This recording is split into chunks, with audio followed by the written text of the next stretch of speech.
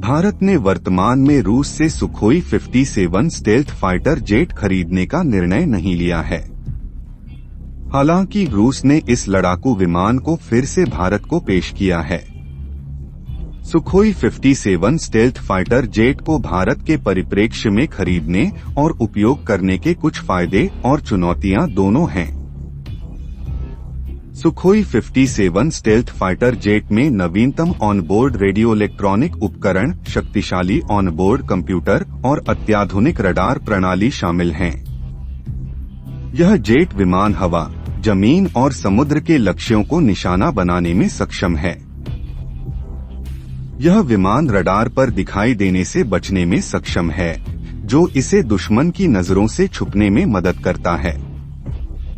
इसके डिजाइन में कंपोजिट सामग्री का व्यापक उपयोग किया गया है, जो इसे और भी अधिक स्टेल्थ बनाता है।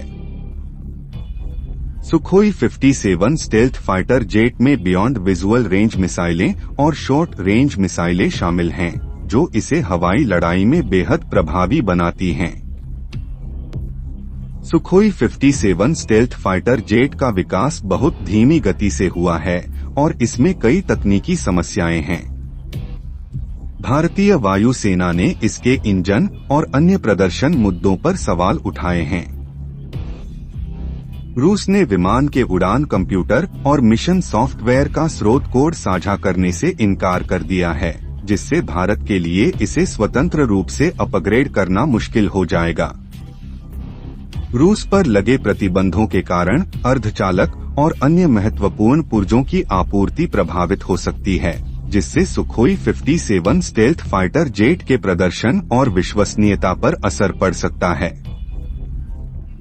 भारतीय वायुसेना को एक सक्षम 5वीं पीढ़ी के लड़ाकू विमान की आवश्यकता है और सुखोई 57 स्टेल्थ फाइटर जेट एक संभावित विकल्प हो सकता है। हालांकि विमान के तकनीकी मुद्दों, स्रोत कोड की अनुपलब्धता और रूस पर लगे प्रतिबंधों को ध्यान में रखते हुए भारत को इस खरीद पर सावधानी पूर्वक विचार करना होगा। वर्तमान में भारत इस विमान को खरीदने के लिए कोई निश्चित कदम नहीं उठा रहा है।